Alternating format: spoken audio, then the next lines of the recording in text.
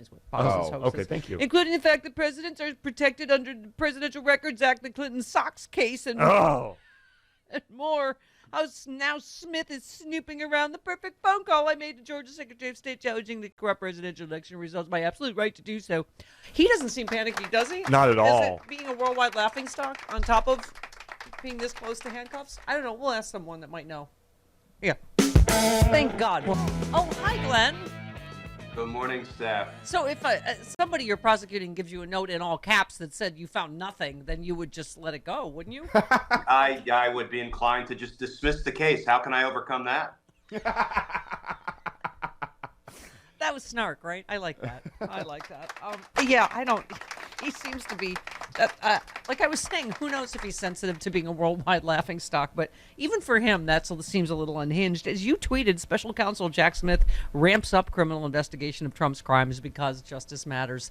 To you and I, who feels like justice is moving way too slow, it does feel like movement, doesn't it? It does feel like something. You tell me. Yeah, I think the investigative pace has definitely quickened under Jack Smith, but I think that fairly raises the question, why was it moving so slowly under Merrick Garland et al.? And you know what? Part of it is water under the bridge. We're going to need to tackle that question someday to make sure it never happens again. But listen, if we are now on track and Jack Smith is moving forward quickly, maybe even at light speed, given some of the subpoenas he's been issuing, I'm all for it. I'm here for it. What does it tell you as a prosecutor, the various subpoenas? Obviously, you referred to orange blob of trans fats, also referred to the, Georgia call. But what, from your pattern, the pattern of subpoenas and things you're seeing out of Jack Smith, what does it look like in terms of J6, espionage, Georgia?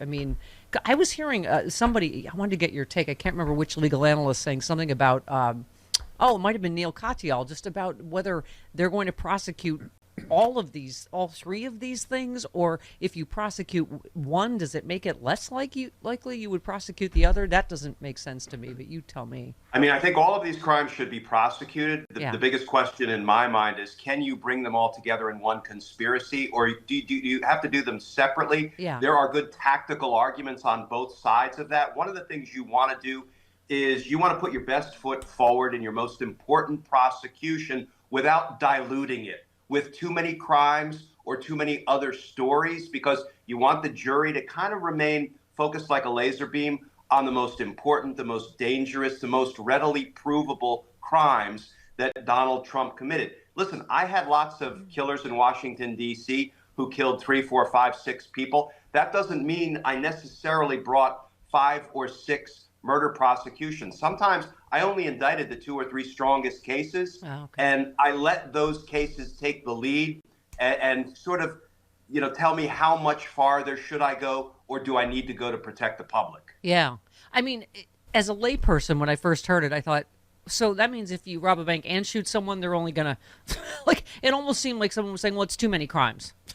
Yeah. He's a former president, so we can't prosecute all of them. I mean, that doesn't make sense to me, but it does seem like Georgia and J6 are the same crime, aren't they? I get that espionage, I guess, might be separate, or is there anything in the espionage that's connected to the rest of it, do you think? Yeah, I mean, it's all sort of an abuse of the power of the presidency. It's all an attempt to either, I think his earliest crimes in 2016 were, crimes designed to acquire the power of the presidency, and all of his crimes thereafter were to retain the power of the presidency unlawfully or profit off of the power of the presidency. So I think there's some connective tissue that sort of pulls all of these crimes together, which again doesn't mean they should necessarily all be indicted and tried together. That's a tactical issue. But to go back to your original question, what does it tell us, the way Jack Smith has been operating? It tells us he's casting a very wide net,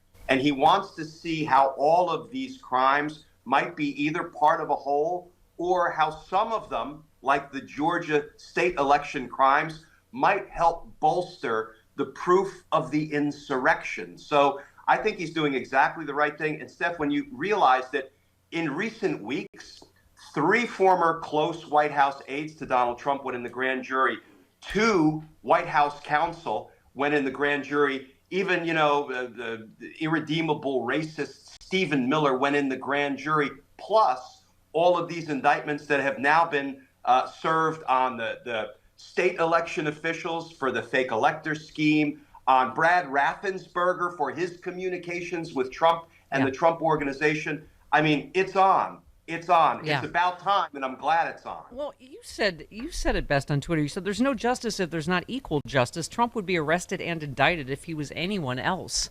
I mean, I get it. The whole like, oh, if you're going to shoot at the king, you make sure you don't miss. Right. But I don't. I mean, I guess you're right. I mean, I guess that's what's going on behind closed doors, deciding which case first. Do we prosecute them all together as one big case? I mean, I guess that's that.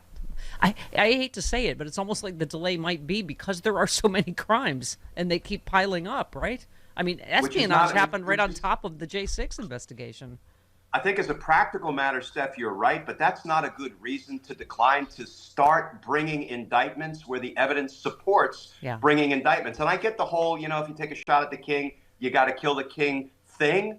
But when the king on a daily basis is victimizing the peasants and the serfs and the commoners, that would be us, I think you have a responsibility to take on the king, even if you don't have the fatal shot. I think you need to incapacitate the king, to stop the damage that he continues to do. He's still undermining our democracy, and he's still undermining the faith and the trust that people have in the electoral system. And I think that needs to be attacked, wrestled to the ground. Yeah.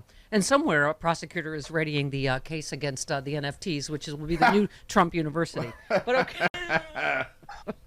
You said it's great that Special Master BS has been dismissed, but the fact that Trump appointed Judge Cannon wrongfully exercised jurisdiction, thereby interfering 11th Circuit's word in a federal investigation into Trump, thereby benefiting Trump, feels kind of investigatable. Yes, I love that he leaves a trail of people that need to be investigated, including his own lawyers and judges, right? Yeah, and when the 11th Circuit used that word, interfere, they said Judge Aileen Cannon interfered in a federal criminal investigation, not just any investigation, one that has the potential to compromise our national security. That's strong language. I mean, that is obstruction of justice when somebody interferes in a federal criminal investigation. I hope there are, some judicial inquiries or investigations up and running to see why in the world Judge Cannon did what she did. Yeah. You also, let's talk about Meadows for a minute. You said Mark Meadows was like a clearinghouse for treasonous texts from congressional Republicans trying to overturn the 2020 election. Give us the legal breakdown on that, because once again, a layperson, you're like, how did these 34 people get to stay in Congress and participate in, the overthrow of the United States government? When you read some of those text messages that were released in advance of or disclosed by Talking Points memo in advance of the J6 report, we're going to hear a lot more about them very soon. It's clear there was a concerted effort by Republican members of Congress and Mark Meadows to overturn the lawful results of a presidential election. I would call that a conspiracy to defraud the United States, which is a direct charge in the federal code. So, this is, I hope Jack Smith has the stuff to bring charges against everybody who was part of a conspiracy to overthrow our democracy, including all of those Republican members of Congress. Here's something to keep an eye on, Steph, when the new Congress is sworn in January. Yeah. Remember, the 14th Amendment to the Constitution expressly disqualifies insurrectionists from holding office. I have a feeling when you see these people like the Marjorie Taylor Greenes about to be sworn in, you're going to have other members of Congress objecting based on the 14th Amendment. And the Republicans love the Constitution, don't they? Well, they're about to have it used against them.